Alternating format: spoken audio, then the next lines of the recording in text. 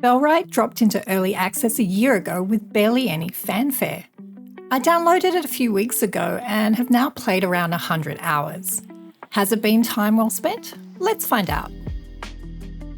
I'm going to be covering a lot of detail in this video about Bellwright, so I've included timestamps below to make it easier to find information you want. So what kind of game is Bellwright? On the surface, it's a medieval city building survival game. It's got all of those elements of building, crafting, exploring, and combat. And underneath that, it's really about revolution. You start out as a fugitive wrongly accused of regicide, and the game has you building a rebellion to challenge the local authority in the form of a lord and his armies. I've actually seen it compared to many games, but basically it's like if Mountain Blade, Banished, Rimworld and Kingdom Come Deliverance had a scrappy little cousin with big ambitions. This is a game with a lot of layers to it, and I think the developers have done a fantastic job of letting you choose what you engage with and how. To give you an example, if you're more into survival, city building elements and not interested in participating in combat, you can have companions to protect you or a phalanx of military units that do all the fighting for you. Alternatively, you could take on the enemies yourself. Obviously, that's going to be a harder job, but the game actually lets you do it. Bellwright definitely sinks its hooks into you early game with a steady gameplay loop. Explore, gather, build, defend, earn reputation with the local towns, and do quests. It's dangerously easy to lose hours planning a settlement, hiring villagers, or just tracking deer through the woods. Progression is tied not only just to gear, but to your growing influence. Your tiny camp can grow into a full-blown stronghold, complete with blacksmiths, farms, and a militia. And yes, they actually function. This isn't just cosmetic fluff like in some games, whereas gradual improvement and automation are some of Bellwright's greatest strengths. And outside of your settlements, there's plenty of action. Bandit camps, patrols, full-blown skirmishes. You can take companions with you, assign them roles mid-battle, or even just let them run whole operations while you focus elsewhere. It's not a tactical masterpiece, but it feels weighty. Positioning matters, equipment matters, and levelling up your squad into a force to be reckoned with feels genuinely rewarding. The map in Bellwright feels large, especially because it has a non-linear flow, allowing you to tackle harder areas earlier for greater reward. You can also build new villages, small camps, or military outposts anywhere you want on the map. Just be aware that the enemy bandits and roaming brigands difficulty ramps right up when encountering the later parts of the game. Just a quick note that if you're really liking this content, please leave me a like or subscribe. It really helps me out. Exploration in these kind of games is really important to me, and in Bellwright it's truly rewarding. Not only because the scenery changes a lot as you explore, but you're also likely to come across interesting ruins you can loot, shrines, and side quest NPCs tucked away in interesting areas of the map.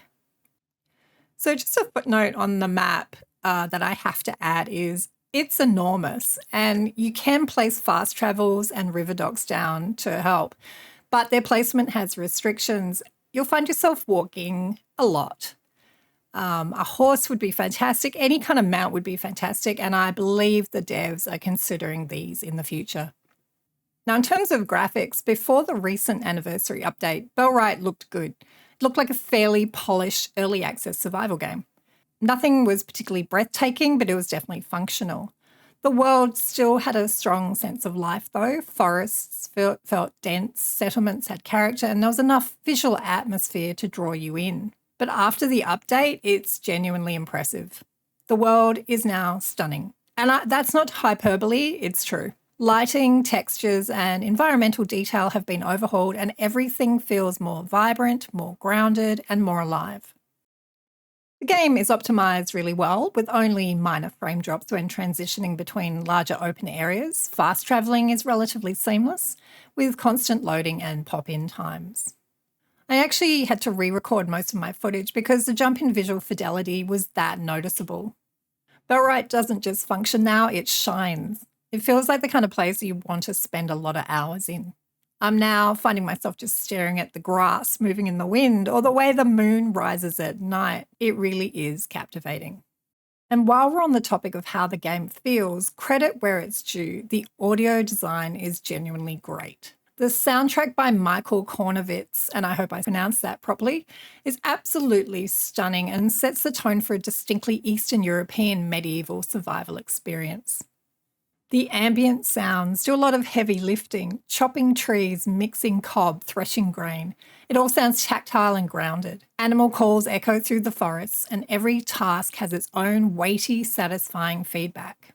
It really helps sell the atmosphere, especially when you're playing like I am without voices on. And I'll just briefly talk about the NPC voices. Bellwright uses AI-generated dialogue during early access, which has caused some controversy. Personally, I just turned it off, but I tend to turn off most voice acting in games anyway. Some players think the AI voices are fine for a budget title, others say they break immersion. Either way, the devs have confirmed that these are placeholders and will be replaced with proper voice acting before release. Now, one of the most satisfying features of the game is the villager AI system, assigning tasks like mining, farming, or guarding the village. If you've planned your logistics well, really well done. It means you're not forced to micromanage every tree chopped, building, or the amount of wheat grown. You can also do everything in your town by yourself if you want to, sometimes in conjunction with other villagers. For example, the majority of workstations like your weaver or your smelter will let you craft as well as managing your village's output. I mean, it's not flawless. I've had a few workers with the pathfinding skills of a bucket of wet cement. But when it works, it feels like you're genuinely managing a living, breathing community. It's one thing I've noticed in the game that's really important to me. Even as a solo player, you actually never feel lonely. You start to feel real affection for your villagers, especially if they're good at a particular thing like building fast or have amazing cooking skills. So now onto combat. The combat in Bellwright, it feels good. It's got a strong resemblance to the large-scale gank-heavy fights of Mordhau, and it borrows some of the really solid combat mechanics that we've come to see more and more in medieval melee combat games. Blocking and parrying feels pretty good, but when there's more than one enemy, you're pretty much always on the back foot, sneaking in low or side hits for low damage and some breathing room from the stun. The archery, once you level up the skills a little bit, feels great too. Headshots are satisfying, and in the spring update, they've cleaned up the shield hitbox, so you're not always going to have your shots blocked. Multi-man combat is another point that I want to talk about.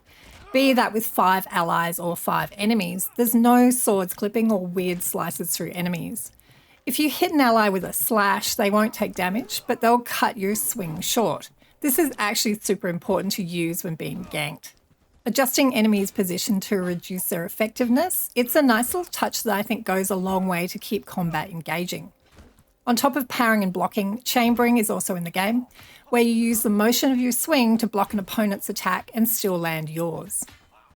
Now, the spring update brought a library system, so it's much easier to train your companions' combat skills.